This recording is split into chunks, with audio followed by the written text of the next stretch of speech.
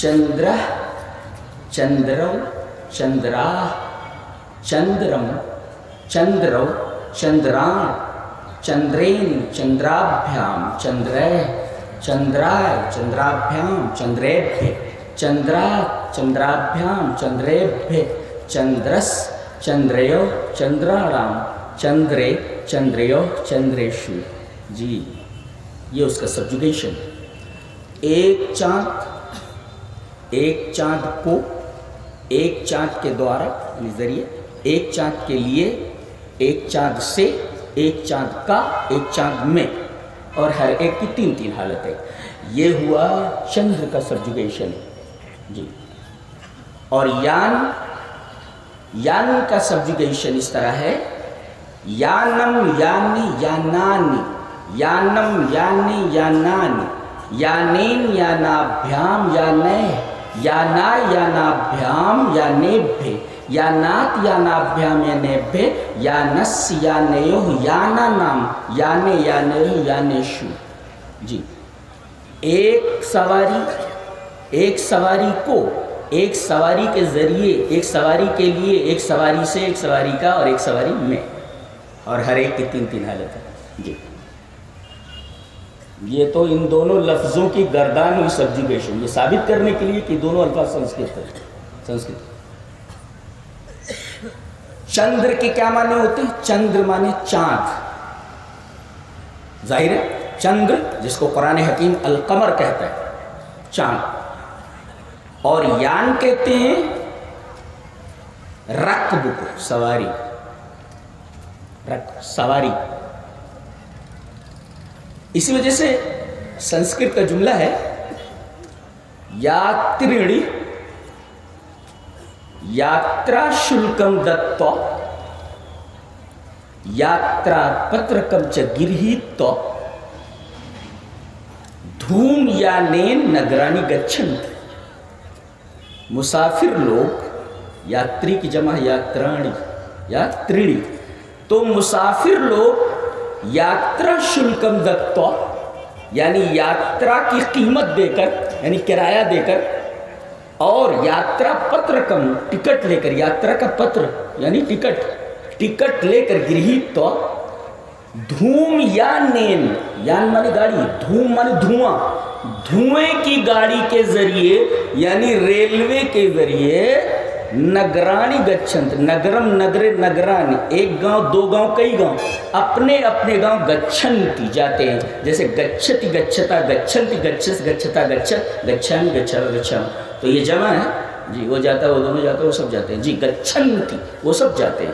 तो यहाँ देखिए धूमयानेन, धूमयानेन, धूमयान माने रेलगाड़ी, धुएं की गाड़ी, धूम का यानी धुएं का उसकी सवारी, चंद्रयान चांद पर पहुंचने की सवारी। तो धूमयान से चंद्रयान से साबित हुआ कि यान के माने होता है सवारी और चंद्र के माने होते हैं चांद। और जिस गाड़ी के जरिए, जिस सवारी के जरिए आदमी चांद पर पहुंचे, दैट इज कॉल्ड चंद्रयान।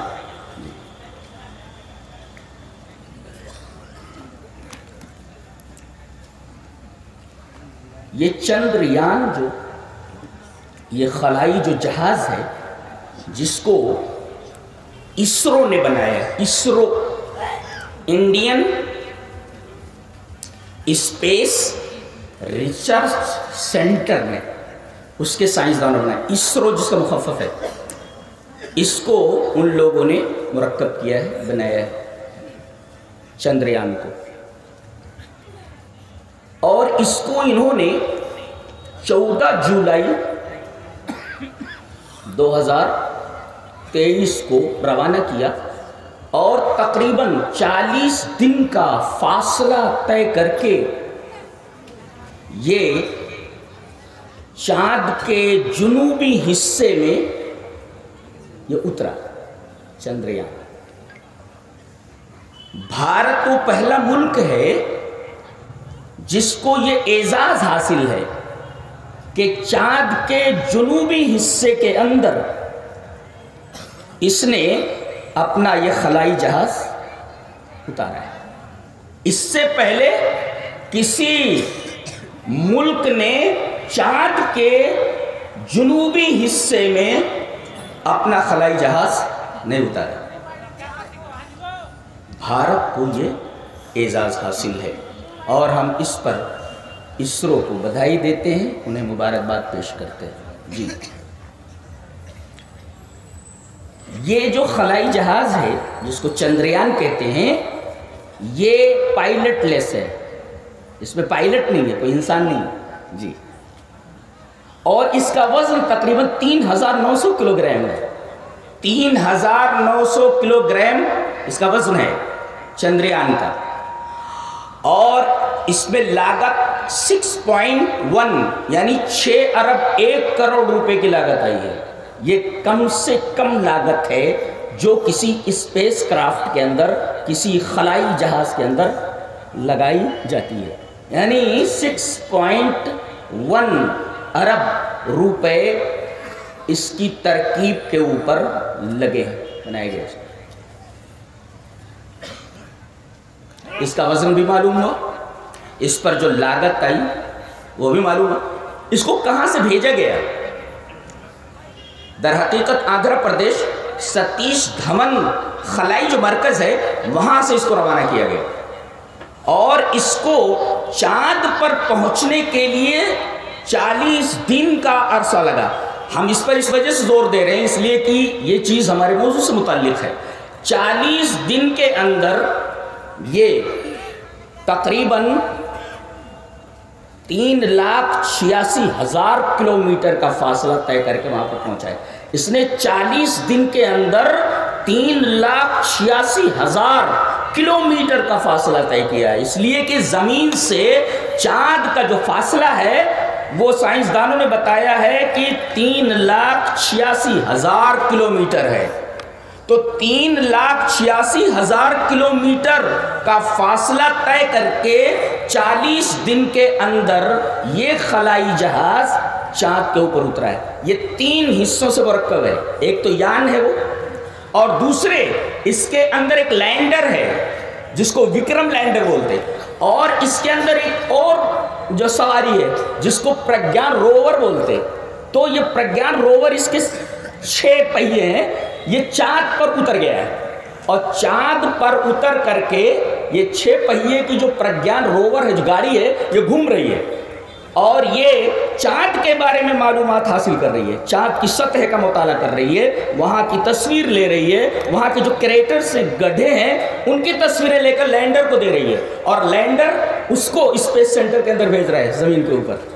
تو یان اور اس کے بعد لینڈر اور یہ جس کا نام وکرم ہے، اور یہ روور ہے جس کو پرگیان روور بولتے ہیں.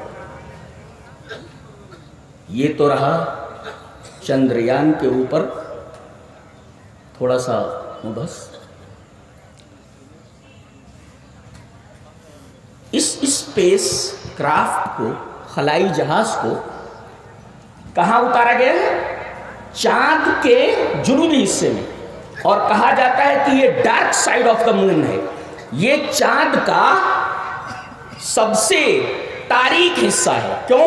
اس لیے کہ یہاں سورج کی روشنی بہت کم پڑتی ہے، اور سورج کی روشنی کم پڑنے کی وجہ سے یہاں چاروں طرف برف پھیلی ہوئی ہے. برف، ابھی جو برف پھیلی ہوئی ہے، اب غور کیجئے کہ یہ اسپیس کرافٹ، یہ خلائی جہاز جو اتارا گیا ہے، اگر آگے انسانوں کی بستی وہاں بسانی ہوئی تو انسان کی بنیادی ضرورت پہلے پانی ہے. اس برف کو پانی میں تبدیل کر کے اس مسئلے کو حل کیا جا سکتا ہے. اس لیے کہ اس حصے میں سب سے زیادہ برف ہے، اور اس برف کو پانی میں تبدیل کیا جا سکتا ہے جس سے انسان وہاں زندہ رہ سکتا ہے. اس لیے کہ پانی کے بغیر تو کوئی زندہ رہ نہیں سکتا. اللہ تبارک و تعالیٰ نے انسانوں کی تخلیق ہی پانی سے فرمائی ہے، اور پانی کے بغیر انسان زندہ نہیں رہ سکتا. وَجَعَلْنَا مِنَ الْمَاءِ كُلَّ شَيْءٍ حَيٍّ، ہم نے ہر جاندار کو پانی سے پیدا کیا ہے. تو پانی انسان کی بنیادی ضرورت ہے. اور یہ چاند کے ڈارک سائڈ میں جہاں یہ اسپیس کرافٹ یا خلائی جہاز اترا ہے وہاں پر برف کافی تعداد میں اور کافی مقدار میں موجود ہے جس کو پانی میں تبدیل کیا جا سکتا ہے. ایک مقصد یہ ہے کہ وہاں دیکھا جائے کہ پانی مل سکتا ہے کہ نہیں، لہذا برف ہے وہاں، پانی میں اس کو تبدیل کیا جا سکتا ہے، لہذا انسان زمین سے جا کر وہاں آباد ہو سکتا ہے، بس سکتا ہے. ہو سکتا ہے ان میں سے کچھ لوگ ہوں جو وہاں پہنچ جائیں. تو اب ایک مقصد تو یہ پانی تلاش کرنا، پانی مل گیا. دوسرے، پانی مرکب ہے H2O کا تناسب جو ہوتا ہے، یعنی ہائیڈروجن کے 2 حصے اور آکسیجن کا 1 حصہ. تو گویا کہ یہاں آکسیجن اور ہائیڈروجن یہ حاصل کیا جا سکتا ہے 2. اور تیسرے، چاند کی سطح کا، اس کے پورے منطقے اور ایریے کا مطالعہ کیا جا سکتا ہے، چاند سے چاند کا مطالعہ ایک، اور پھر چاند سے زمین کا مطالعہ، یہ مقصد ہے. اچھا، پھر ایک عنصر ہے ہیلیم. یہ ہیلیم زمین پر بہت کم پایا جاتا ہے، وہاں کافی مقدار میں موجود ہے. اگر ہیلیم 3 اگر یہ ہیلیم 3 ہمیں حاصل ہو جائے انڈیا کو، تو اگلے 250 سال تک ایٹمی ایندھن کا مسئلہ حل کیا جا سکتا ہے. جی، تو ایک مقصد یہ ہے وہاں اس اسپیس کرافٹ کو بھیجنے کا، خلائی جہاز کے بھیجنے کا مقصد یہ ہے.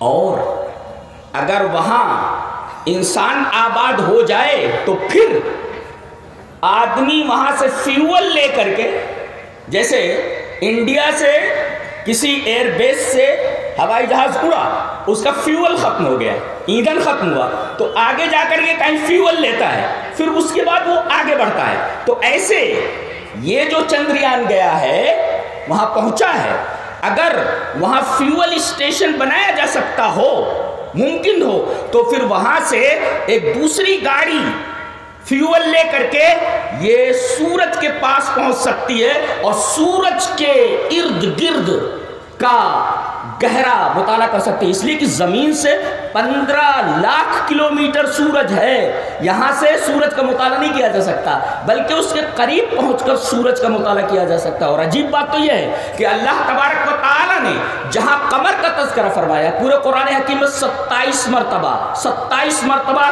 لفظ قمر کا استعمال ہوا ہے، اور اکثر جگہوں پر اللہ تبارک و تعالیٰ نے تقریباً تمام جگہوں پر قمر کے ساتھ شمس کا تذکرہ فرمایا ہے. ہر جگہ دیکھو، ابھی آیت کریمہ جو میں نے پڑھی، اللہ تبارک و تعالیٰ نے ارشاد فرمایا وَمِنْ آيَاتِهِ اللَّيْلُ وَالنَّهَارُ، اللہ تبارک و تعالیٰ کی نشانیوں میں سے ایک نشانی رات اور دن ہے. دن میں آدمی معاش میں لگا رہتا ہے، تھک جاتا ہے، تو دن کو کمانے کے لیے اللہ تبارک و تعالیٰ نے بنایا، یہ اللہ کی نشانی. اور پھر آدمی تھکا ہارا جب گھر آتا ہے تو اسے سکون چاہیے. اللہ تبارک تعالیٰ نے فرمایا کہ یہ لیل، یہ جو رات ہم نے بنائی ہے، یہ بھی ہماری نشانیوں میں سے ہے کہ یہ رات اپنے اندر سب کو سمیٹ لیتی ہے، جانور تک آرام کرنے لگتے ہیں اور ایک سکون کی سی کیفیت پیدا ہو جاتی ہے. تو دن میں جو تکان آدمی کو لاحق ہوئی تھی وہ رات میں سکون سے بدل جاتی ہے، اس کی تکان دور ہو جاتی ہے. تو یہ رات اور دن دونوں اللہ کی نشانیوں میں سے ایک. والشمس والقمر، اور سورج اور چاند یہ بھی اللہ کی نشانیوں میں سے ایک نشانی ہے. اب آگے دیکھو، اللہ نے فرمایا یہ چاند سورج لا تسجدوا للشمس ولا للقمر، یعنی چاند پر پہنچ کر کے یہ ثابت ہو گیا کہ چاند دیوتا نہیں ہو سکتا. قدیم زمانے میں اور ابھی کچھ لوگ مانتے ہیں کہ چاند دیوتا ہے، چاند خدا ہے، چاند کے اندر الوہی پاور ہے. بتایا گیا کہ جس کورے کے اوپر، جس سیارے کے اوپر تم اپنا قدم رکھ سکتے ہو، تو وہ ایشور کیسے ہو سکتا ہے، وہ خدا کیسے ہو سکتا ہے جو پیروں تلے آ جائے. تو اللہ نے ثابت کر دیا یہ چاند پر چندریان بھیجوا کر کے کہ یہ خدا نہیں ہو سکتا. لہذا جب یہ خدا نہیں ہے تو سجدے کے لائق، جو نیچے ہو سجدے کے لائق کیسے ہو سکتا ہے؟ اللہ عرش پر مستوی ہے. جو عرش پر مستوی ہو، سب سے اوپر ہو، کائنات کے باہر ہو، وہی سجدے کا مستحق ہے، وہی عبادت کا مستحق ہے. جو پیروں کے نیچے آ جائے وہ عبادت کا مستحق کیسے ہو سکتا ہے؟ اللہ تبارک و تعالیٰ نے آفاق کے اندر یہ نشانی دکھا دی کہ چاند جس کو تم دیوتا مانتے ہو، جس کو تم خدا مانتے ہو، یہ خدا نہیں ہو سکتا، اس لیے کہ اس پر تو تم پہنچ چکے ہو، اس کا مطالعہ کر رہے ہو. بھلا اللہ تبارک و تعالیٰ کی صفات کا کوئی مطالعہ کر سکتا ہے؟ جان سکتا ہے کیا ہے اس کی کیفیت کیا ہے؟ لا، بالکل نہیں. تو تم تو اس کی کیفیت جاننے کے لیے پہنچ گئے ہو. برف ہے، اس کو ایسا کیا جا سکتا ہے. ہیلیم ہے، اس کو جو ایٹمی ایندھن میں تبدیل کیا جا سکتا ہے. پانی ہے، اس کو آکسیجن میں اور ہائیڈروجن میں بدلا جا سکتا ہے. یہ ساری چیزیں وہاں پہنچ کر تم جان رہے ہو، تو یہ خدا کیسے ہو سکتا ہے؟ تو لا تسجدوا للشمس ولا للقمر. ایک نقطہ بڑا عجیب و غریب جو بتانا چاہتا ہوں اس آیت کریمہ میں، وہ یہ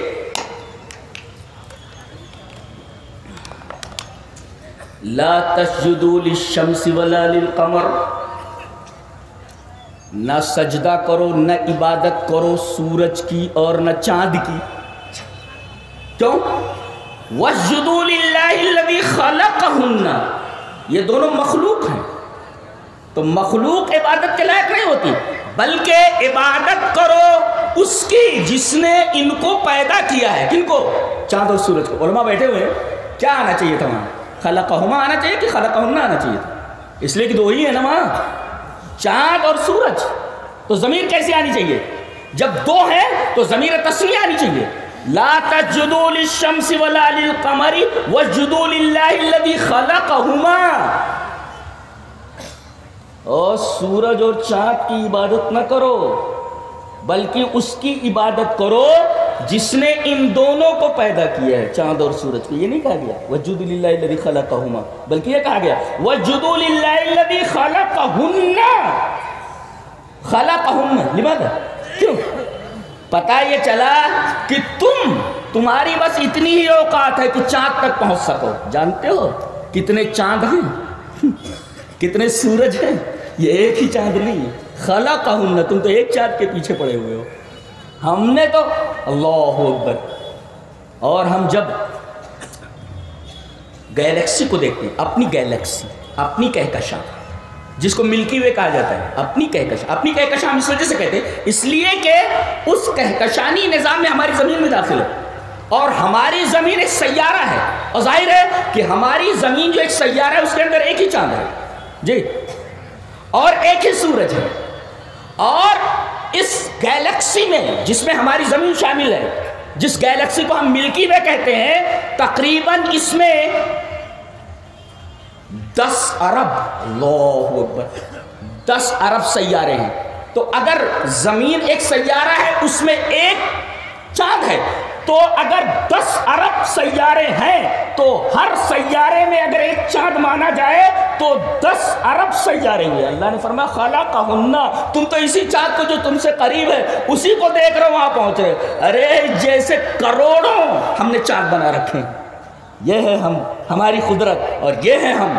جی اللہ اسی وجہ سے بڑی شان سے بولتا ہے، ہم ایسا کہتے ہیں جی، ہم ایسا کہتے ہیں. اللہ کیا بات ہے. تو ایک سیارے میں ایک چاند. اللہ فرما خلقہن، ایک ہی چاند نہیں ہے، بلکہ ایک گیلیکسی کے اندر اگر 10 ارب سیارے ہیں اور ایک سیارہ جیسے ہماری زمین ایک سیارہ اس میں ایک چاند ہے، تو 10 ارب سیارے ہیں تو 10 ارب چاند ہوئے. اور اگر ایک سورج مان لیا جائے ایک سیارے کا تو 10 ارب سورج ہوئے. تو واسجدوا للہ الذی خلقہن، ایک چاند جس نے نہیں پیدا کیا بلکہ اربوں چاند پیدا کیے. ایک سورج نہیں پیدا کیا، اربوں سورج پیدا کیے. تم تو ابھی ایک ہی چاند اور ایک ہی سورج کے چکر میں لگے ہوئے. اللہ یہ اللہ تبارک و تعالیٰ آدمی کے روکے کھڑے ہو جائے اللہ تبارک و تعالیٰ کی عظمت کو اور اس آیت کریمہ کو دیکھ کر کے. سمجھتے ہیں؟ پھر آیت کریمہ پڑھتا ہے وَمِنْ آيَاتِهِ اللَّيْلُ وَالنَّهَارُ. شان ہے بولنے کی. وَالشَّمْسُ وَالْقَمَرُ لَا تَسْجُدُوا لِلشَّمْسِ وَلَا لِلْقَمَرِ وَاسْجُدُوا لِلَّهِ الَّذِي خَلَقَهُنَّ لَا خَلَقَهُمَا. فَجُدُوا لِلَّهِ الَّذِي خَلَقَهُنَّ، ایسے اربوں چاند میں نے بنا رکھے ہیں اربوں سیاروں کے اوپر، اور ایسے ہی اربوں، سائنسدانوں نے کہا ہے کہ 300 ارب سورج ہیں، 300 ارب سورج ایک کے چکر میں پڑے گا. اب کہتے ہو تم نے بہت تیر مار لیا، تم تو کہتے ہو یہ ایک چاند ہے، ہم چاند تک پہنچ گئے. قرآن حکیم کہتا ہے ایسے اربوں چاند ہیں. جی یہ قرآن حکیم ہے، یہ اسلام ہے. ایک نکتہ بتاؤں علماء کو، قرآن حکیم کا یہ اعجاز ہے کہ جو لفظ استعمال کر دیے اس کی جگہ پر آپ کوئی دوسرا لفظ نہیں لا سکتے. جی جو خود بتاتا ہے کہ یہ اللہ تبارک و تعالیٰ کا کلام ہے. جیسے ان اللہ فالق الحب والنوى یخرج الحی من المیت ومخرج المیت من الحی. دیکھ رہے ہیں اللہ دانوں کو اور گٹھنیوں کو پھاڑنے والا ہے. یہاں فلق کی جگہ پر کوئی اور لفظ لے آؤ گے تفسد السورہ، آیت کی تصویر بدل جائے گی. جی تفسد السورۃ، سورۃ السورہ، تو بلکہ سورۃ الآیہ، آیت کی صورت بگڑ جائے گی اگر. بے شک اللہ دانوں کو اور گٹھلیوں کو پھاڑنے والا ہے. فلق جانتے فلق کس کو بولتے ہیں؟ یا یہ لایا جا سکتا ہے ان اللہ مفجر الحب والنوى، مشتت الحب والنوى، کچھ بھی لایا جا سکتا ہے. لیکن فالق لائے. فالق کا مطلب ہوتا ہے کہ ینقسم الشیء الی شطرین، کوئی چیز دو حصوں میں